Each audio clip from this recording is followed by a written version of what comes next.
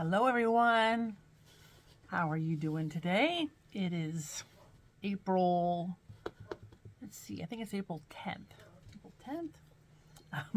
Lose track of the days. Don't you do that? Let me lower, put my big hand in there. I said, let me lower you down just a little bit. You can see all my underglazes up there. Oh, I got a story to tell about those. um, thanks for watching. Today I am I'm painting some of these. I did like a 30-second video you might have seen on my Instagram page, but I thought I better do a long video or people will be like, where are you, Lisa? Why aren't you doing a long video? So I'm doing a long video. Let me lower you down so you can see what I'm doing. Hopefully my phone won't pop out of this thing here. All right. Okay. So here's my underglazes. My underglazes are here. They're Amaco Velvet underglazes. And yeah, and I just put them in this bead tray. It is sealed, so they don't leak out into each other. They do need a little stirring up. But I just leave them in here, so they dry out a little bit, which is perfect, because then the pigment is more concentrated, and they have a better coloring. So, but anyway, yeah. So this is what I'm painting. Here's a blue one, and these are spoon rests. So you got the little. I bent down the little petal there. This is the back. So I just made a pattern and cut a bunch of these out. And then here's one that I've painted part way. So I'll paint a couple here. You can watch me paint them. This is B-Mix 5 clay. Actually, you know what this is? No, I take that back. You probably remember, I usually use B-Mix 5 clay with grog, but for some reason, I'll talk while I'm painting here. Let's see. I think I pick purple. Let me get started here. I'm gonna put just a tad bit of water in here because sometimes they dry out a little bit too much, and then they're too concentrated, and they don't paint on very well. So I'm just going to paint the back here. A while back, this has been, geez, I bet over a year ago. I don't know. I got some hair up my hiney, and I bought paper clay. Don't ask me why. I can't remember why I bought this stuff. But I ordered it from some company. I think it was way out in Seattle. And you know, usually paper clay is for, you know, structures. When people are doing structural things, figurines and sculptures and, you know, things like that. Because it's, I mean, my thoughts were, my understanding was that the paper clay didn't really crack because you can actually use paper clay to make slip where you're adding two things together. It acts like a glue. You add the paper clay with vinegar and it makes a really good slip for your hand building stuff. But anyway, so I bought this paper clay, and a while back, I guess about a month ago or so, I'm trying to clean out my studio and get rid of some of this clay that I've been hoarding. So I thought, oh, I'll just, you know, I'll use paper clay. It'll be fine. Well, it has been a disaster, I can tell you that much. Because you see here, I've got 1, 2, 3, 4, 5, 6, 7, 8. I have 8 of these here. I made probably I bet I made at least 16 of them or more, and they all cracked. So, moral to that story is do not buy paper clay for hand building. Um, or you might be as sorry as I am. Because, with the show coming up in a few weeks, I had to throw over half of these away. Same thing with, I made, well, that's a whole nother story. I made these red birds, but they're the flat kind. They're just, now they're not going to look too good right now, but see, like this. So I'm going to add black button eyes, legs, and hang it. And, but they came out bright red, so I just toned them down with some brown underglaze wash. Then I'm going to refire them. But I made those with a brown clay that I was kind of talked into buying by a local supply studio. And I made a bunch of those redbirds. I probably made over 20 of them. And they worked. And I made, well, what else did I throw a ton away? Oh, bird baths. I made probably 8 bird baths with this brown clay, which was a simple, cut out a circle,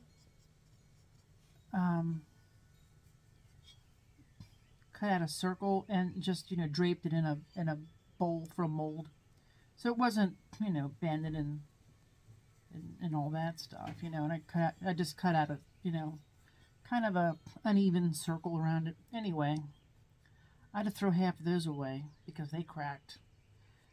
Because the brown clay that they told me would be, was a wonderful clay, it did not have any grog in it. And I should have realized that when I bought it. But I was going by what the person told me. And what a mistake that was. I had to throw half of my... I bet I made eight bird baths, and I probably threw 4 or 5 away. I think I only have like 3 bird baths left. So it has not been a real productive, I should say a successful last month. So moral to that story is buy the clay that you're used to. And if you're hand building, buy a clay with grog in it. Save yourself some headaches. So this is just a purple underglaze. And a lot of these I have added white to or brown to, or, so I really can't, like this is intense yellow. This is like a bright yellow or soft yellow. Turquoise, chartreuse, avocado. I think this is bright red, which I'm not liking. So I add a little bit of brown to it because it was too bright red. And then this is bright orange, and I think this is just a regular orange, or I added some brown to it. But this is violet. I made this one up, so it's just a mixture, and then purple. I think this is violet, and this is purple maybe. Anyway, don't get stuck on names of color. Just buy the colors you like, because it's not that... I'm painting, it's not that important as the color is what I was going to say. Buy what you like, not what somebody else likes. And buy the clay you like, not the clay that somebody else likes, because I am really paying for it. And I'll tell you, I'm just so mad at myself for not just using what you know. So I'm hoping this is okay, because this is actually, I just thought about that. They were out of what I usually buy. So this isn't really what I usually use either. Okay. I don't want to think about it. So I'm going to add a little bit of white. So I added purple, I added some violet on the top, and acrylics, or I'm sorry, underglazes, they're basically just acrylics. They're, they they go on like acrylics, I should say. I'm all out of sorts today. Uh, I unloaded my kiln this morning. Thank goodness I didn't do a video because you probably would have heard me cuss. All those red birds over there. Remember me telling you guys that Amaco Velvets don't stick together? That, well, they didn't stick to the kiln shelf, but I did have kiln wash on the shelves. But they all stuck together. All 20 of them stuck together. I was so mad when I opened up that kiln and they all stuck together. I usually don't buy the bright red. So I don't know if it's the formula with the bright red or I'm just not real sure why they all stuck together like that. Very, very disappointing to say the least. Okay. I'm talking here and I'm not really paying attention to what I'm doing. So there it is so far. Not looking too good yet, is it? So it's been, you know how it goes. Sometimes it's, things work out and sometimes they don't. And I learned my lesson the hard way by getting clay I'm not used to, and I sure hope this clay's got grog in it. Gosh, see, I got talked into that. Well, they were out of what I wanted. So now I'm really kind of worried about whether it's got grog in it. What I'll do is I'll look it up on the internet. I think it's Kentucky Mud Works Plainsman something. Oh, I'll have to look it up. Hopefully,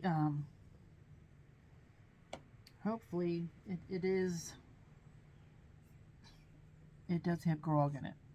If you're hand building, you just gotta have grog in it. It'll make your life so much easier. Grog just makes it more sturdy. Sometimes if you see people do big sculptures, you'll notice their clay has actually like sand in it.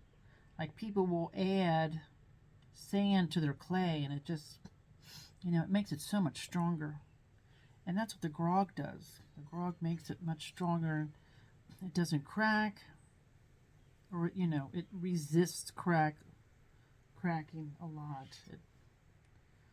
It holds up so much better. So yeah, it's been a little frustrating here. I'm not gonna lie. When I was throwing these away this morning, I was washing them off before I painted them. Hopefully you guys are all washing your pieces off before you paint them. I don't know, mine come out pretty dusty. And my kiln is not, I wouldn't consider my kiln dirty. It's a pretty new, it's an old kiln, but was hardly used, and it's almost like brand new. This is avocado here I'm using. And I'm going to put a little bit of the chartreuse over the top, just to add a little bit of different colors to it. Yeah, my kiln, I wouldn't consider my kiln dusty or dirty, but my bisqueware comes out dusty. That's one thing I always tell people to do in my classroom. I just teach down at the rec center here in town. I make sure they wash their pieces off before they glaze them, because if your piece is dusty, if your glazes are most likely going to crawl. That's where you have bare spots. You get these big bare spots in your piece after it's been glazed fired. So yeah, always make sure you wash your piece. But it's also, once you wash your piece, don't don't glaze it right away. Let it dry, because you can also get crawling by painting damp bisqueware. Because if your piece is damp, then it's not going to absorb the glaze very well. So your glaze just lays on top of there, and it doesn't really get a foothold into the clay.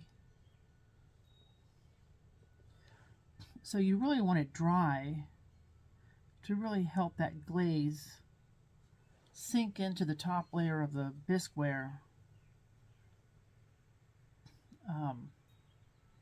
so it helps it not run.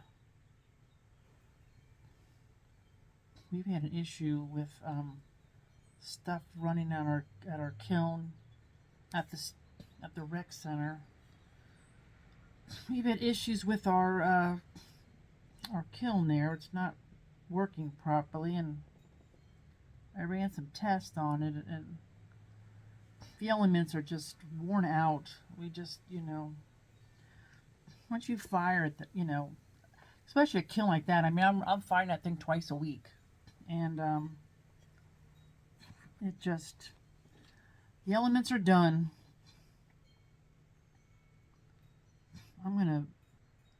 I mixed orange, yellow, and white in here. In fact, I need a little more white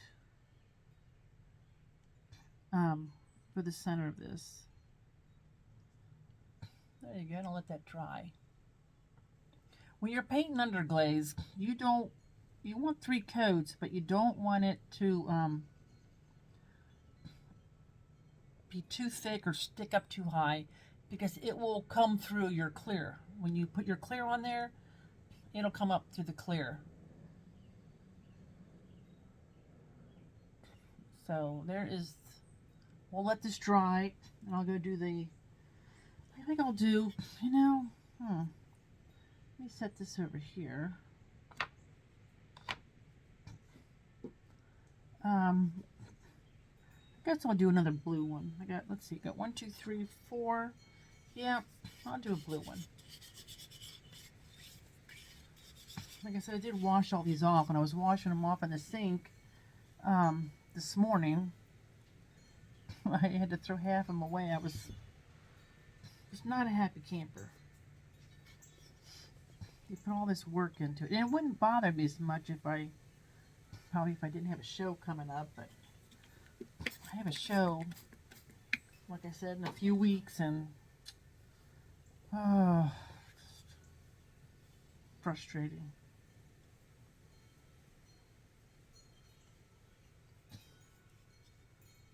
I don't know if any of you have bought any underglazes lately, but I went to our local clay supplier, and I bought 4.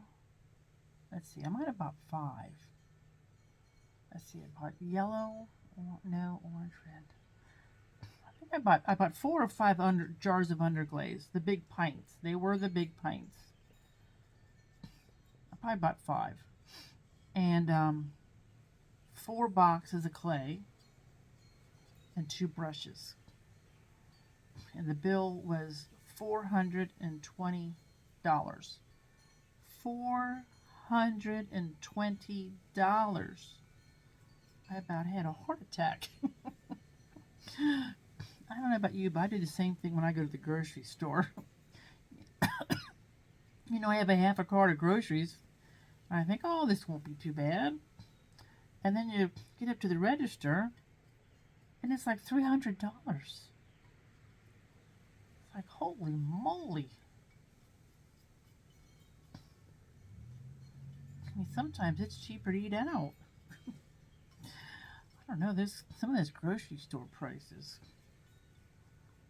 My son is a lover of chicken nuggets, and they used to be like $6.99. Now they're like $14 a bag. It's crazy, crazy, crazy.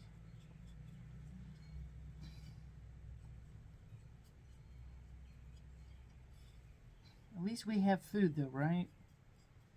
Think of all these other poor people in these war-ridden countries. Oh, my heart goes out to them. I feel very lucky to live here in the United States. And I'm sure you probably feel lucky too, wherever you live. And, you know, if you have a roof over your head and a warm bed to sleep in. Every time I get in my warm bed at night, I say a prayer of thanks for the roof over my head. You know, my family, my friends. You know, I just feel very fortunate to have everything I have. So, for anyone who's not sure about this, I am painting on Bisqueware, and I always paint on Bisqueware. I do not like painting on greenware, but you certainly can. I have people in my class who love to paint on Bisqueware, but I am not a fan of it because I have had it where I've painted on bowls on greenware bowls with the underglazes, and if you're painting a lot of underglaze on there, I've had the rims crack because of the stress, because you're adding moisture back into a dry bowl, and then you just wasted all that underglaze and all that time.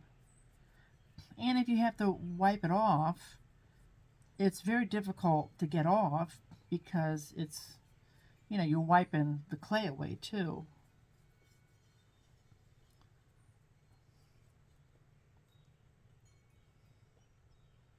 So I prefer to paint on Bisqueware.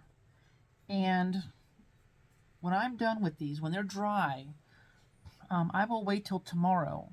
But I will just throw 2 coats of clear zinc-free glaze on them, right over the top of these, and then I'll glaze fire them. I'm not going to glaze fire these and then put another clear coat on them and then fire them again. I'm not going to do 3 firings.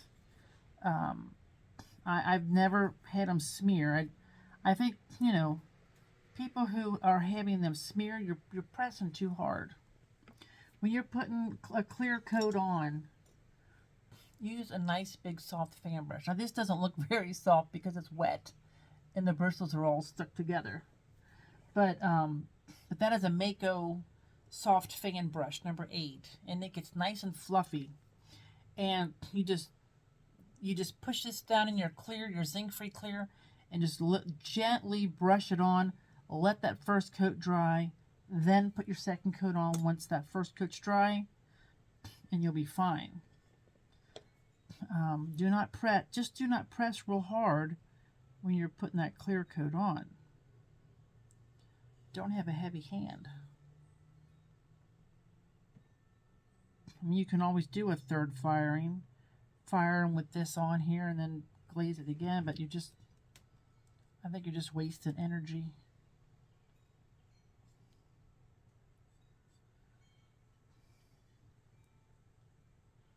Okay. I'm hoping that when these go in the kiln that they don't crack like the other ones did.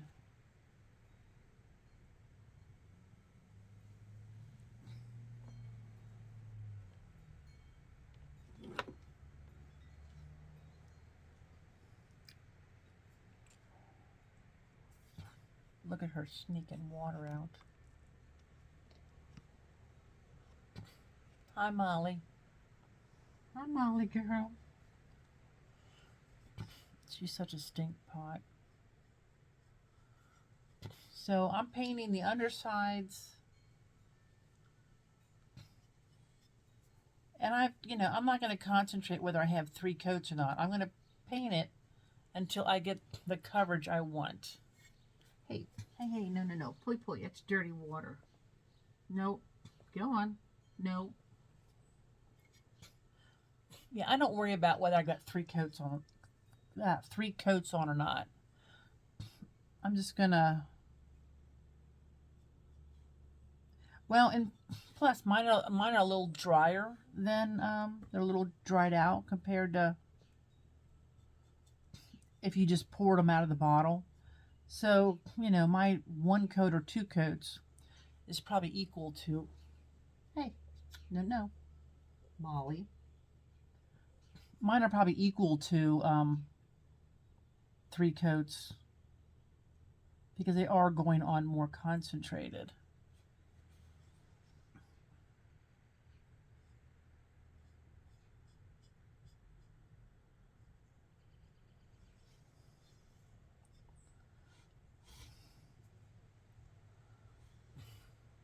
I'm going to put this back down a little bit.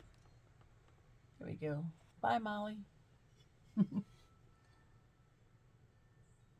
No, I see you. I see you.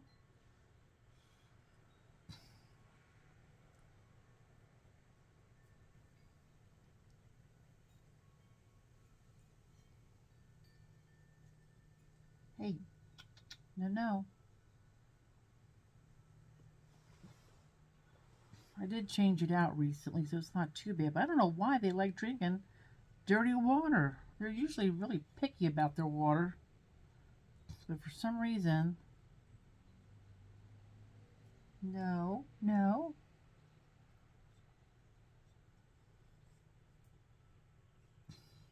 All right, so let's see. I'm going to add a little bit of the light blue here. I'm going to add it to the tips of the leaves, the petals, the tips of the petals.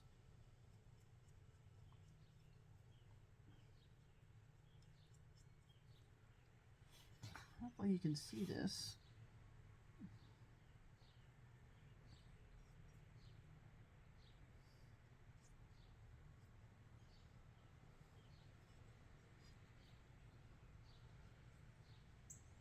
I'm going to add a little bit of this light blue, and then I'm going to add and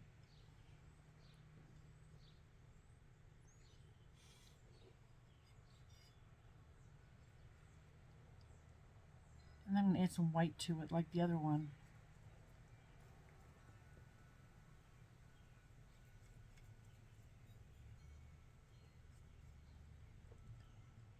So you can see it there. So what I'm doing is I'm trying to get it a little bit lighter at the end of the petals.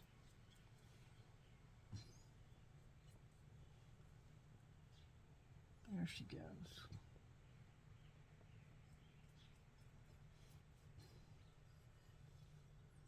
And then I'm going to add a little bit of this white to each tip.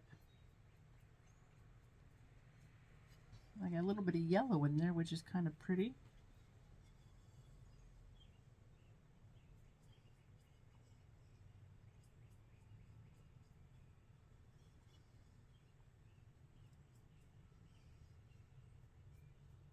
It's been raining here all day. Goodness sakes, we've had so much rain. We live real close to the Ohio River, and where I live, we live up on a hill, so I don't have to worry about it flooding. But it did almost reach flood stage. So I'm sure a lot of people who were near the river probably had their basements flooded. And now with all this rain today, I imagine it'll come back up again. So see how I'm adding layers and layers. So now I'm going to go back to my original color of this blue. This is just, I can't remember what the name is, but I'm just going to go from the center out.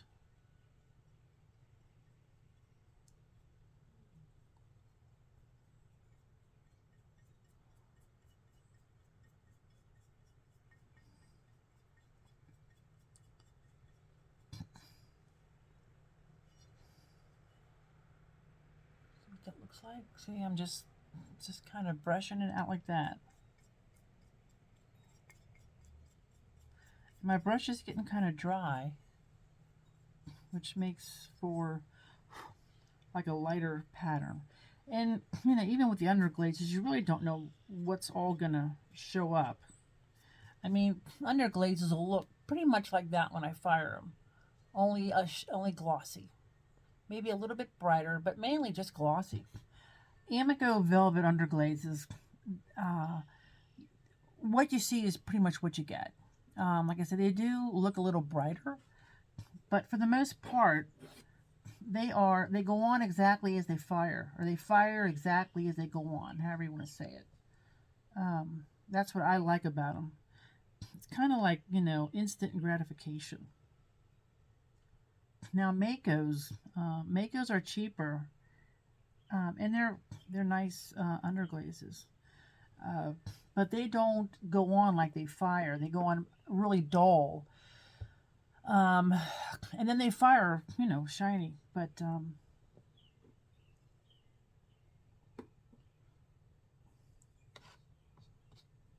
yeah, Amicos are my favorite. Put a little more yellow in there, I think. Okay, now, and of course, as you know, let me lower you down a little bit here. Of course, I've got to add the black liner, because this, you know, when you look at this, you say, oh, should I add the liner? But if you look at this versus this, to me, it's a no-brainer. I have to add the liner. So now this is Xiem. It's XIEM Tools, Xiem Tools, my applicator bottle. And it's a number 20 tip. I probably will not be able to reverse this. Usually I flip my videos to like the words read frontwards. But my video app that I've been using for years, they decided to upgrade it, and they took out the flip option and they merged it with their rotate option, and I have not been able to get it to work yet, because my one bowl that I did with the doodle top things around the top edge, it turned out beautiful, and I want to show it to you guys. I've been trying to flip the video and it's not working, but I'll figure it out. But the words may read back. Of course, there's no words here, so it's not a big deal. But so anyway, this is inside here is the Amaco Velvet Jet Black Underglaze with a little bit of water in it. Shake it up really good. If you know, if it starts clogging a lot, you know, just stick your needle tool back in here, your pin. I got my pin over here. Just stick your pin back in there and clean it out. If it continues to do it, you may have, you know, gotten lumps of clay in here.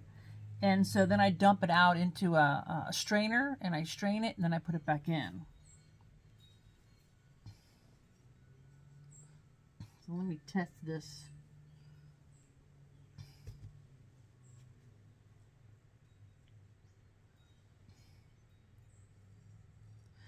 And you want to pull it away from you.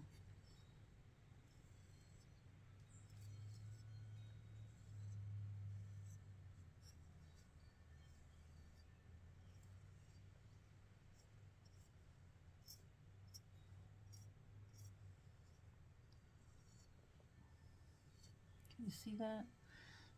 Let me make sure you can.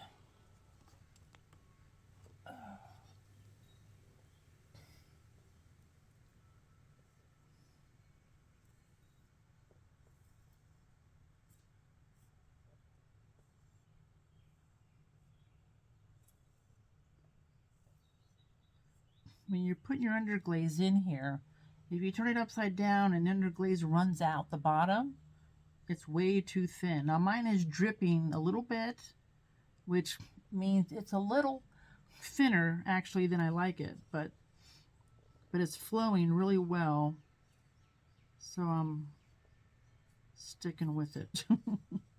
And when you store these, I leave my underglaze in here. I never empty it out, but I store it upside down like this so that the fluid always stays in the tip and it never dries out. If your tip dries out, It is not easy to get it clean. I've soaked mine in Dawn detergent, and it, I was able to get it clean, but okay, but it was not easy. So I will not do that again.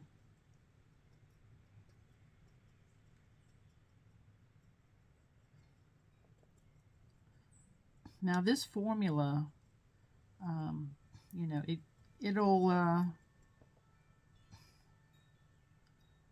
if I painted over this, it would not, this black underglaze would not come through. There you go. Let me do another one. But the designer liner does come through. Mako makes the black, well, they make a whole bunch of colors.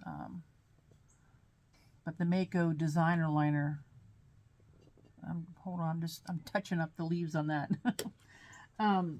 Mako makes, the black designer liner and white, and they make, all these different colors now. Let me move that back. And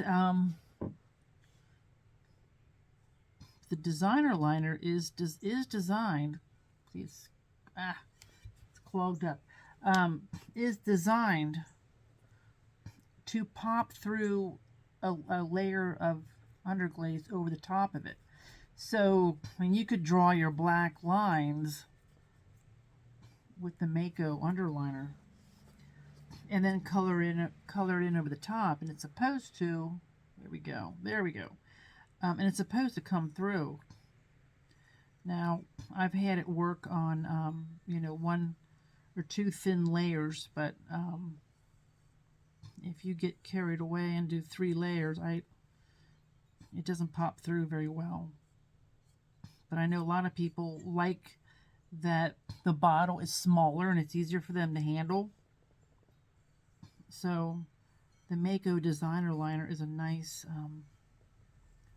option if you don't like this big ball here. But I've got big hands, so I like it, and I don't think you have to squeeze it as hard as the Mako designer liner.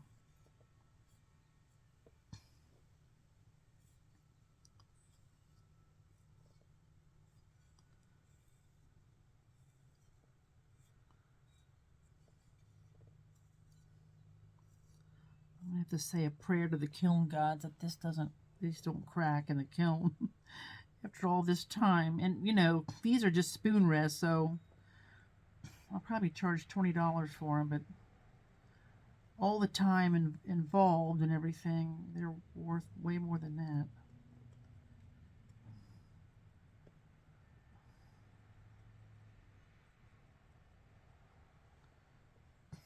There you go. There's the purple one.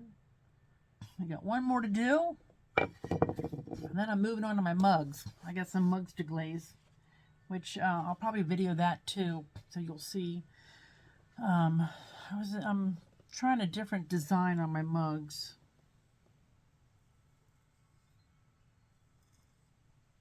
So we'll see how that turns out. You just get tired of doing the same thing, don't you? I don't know. I know I do. I know I've said it before, but I could never be like a production potter. It would drive me crazy to do the same thing over and over again.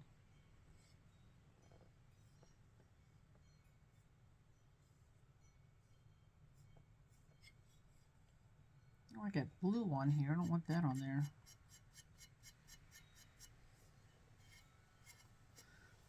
Let me see I can probably just wipe it off with a sponge. There we go. That'll work.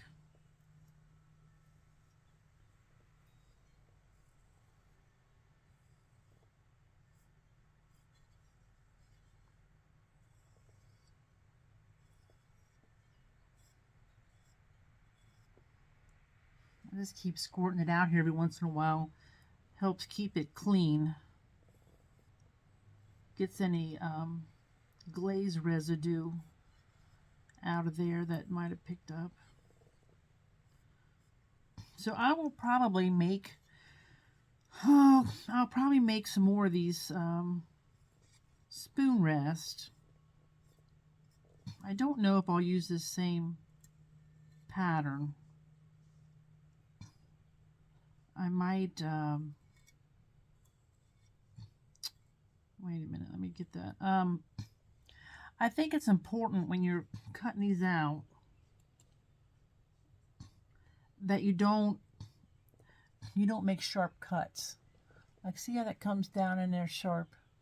I think every cut should be at a soft angle here, not like a deep V. And I think that's part of my problem. I was looking for a cookie cutter, something like this, but you know, the flower cookie cutters, they don't have the leaves, obviously, and so I don't know. So I think I'm going to make a new pattern, something like this, but each indentation where the petals are won't be so drastic. Come on. There we go. I think I got it. I think I got it. I think I got it. Oh, there's a big blob. Thank you. Thank you for that nice big blob. See, and it's weird. Now it's coming out really like I added a bunch of water to it, and I didn't add any water to it. But that's okay. That's the way it goes. I've got to be careful holding that one up. See, I got that little big blob in there, but that's okay. If I wipe it out, I'll never get it to look the same. So, anyway, so that is it. If you guys have any questions, let me know. I did, if you notice, I did leave a petal down on each one so the spoon can lay in there. And it looks so pretty on your stove, so I'm really hoping that I can figure out how to make more without so many of them cracking. And of course, like I said, this is paper clay, which has got a lot of paper in it, and I didn't think it would crack like this. I was really surprised. But it is more for sculptures and things like that. But I'm going to make some with, that has grog in it. And we'll see how that turns out. But like I said, I'm going to make a new pattern where these V's aren't so deep. And maybe we can make some more with a much higher success rate than, let me raise it up a little bit. With a much higher success rate than only like 50%. So anyway, thank you for watching. And if you have any questions, let me know. I'm putting the pin back in my little Zion bottle here. I do have smaller ones of these. They have the red ones. But I don't know. This I like the. It's got a little smile face on it. It says Lisa, so you can see the Lisa's backwards. Well, if I can figure out how to flip it, I will. But man, I'm sure all the words are backwards on that, and I'll have people tell me to flip it, you know. But hopefully I can figure out how. I've tried it twice on my video with the turquoise doodle bowl, and it acted like it was supposed to be flipped, and then it wasn't. So I don't know what's going on. But anyway, it is Thursday here, so I'm off for 2 weeks from, or actually 3 weeks from my teaching at the rec center. So I've been down there loading the kiln and unloading it, because we got one that still works. So, oh my gosh, I'm so backed up on firing stuff down there. And then, of course, because the one kiln failed, I'm refiring a bunch of that stuff from that kiln from my students. So that has been, oh my gosh, that has been a non-stop thing, trying to get caught up. So I'm glad I got 3 weeks off, and it works out perfectly because now I've got time to glaze all my own stuff and get ready for the show. And then after my show is over, I'm going to redo my studio here, and because I'm going to try to make some smaller things. I'm going to try and concentrate on making mugs and just smaller, cute things, you know, because that's what I really like to do, is hand build very whimsical, you know, things. I'll have to show you the the flower vases that I made. Those turned out really pretty. These turned out good in the kiln. Thank you, Lord. These turned out really good in the kiln. So I have to show you, I'll have to show you those when I do my, let's see, oh, when I do the doodle bowl, when I do that doodle bowl video of the finished piece, I'll show you those too. So anyway, thanks for watching. You guys are always so good to me, and I really appreciate it. And like I say, if you have any questions, put them in the comments below. When I try to answer them all, if I don't answer it, then I probably didn't see it. But I do try to see all of them. Thanks so much. And happy potting. Not the bad kind, the good kind.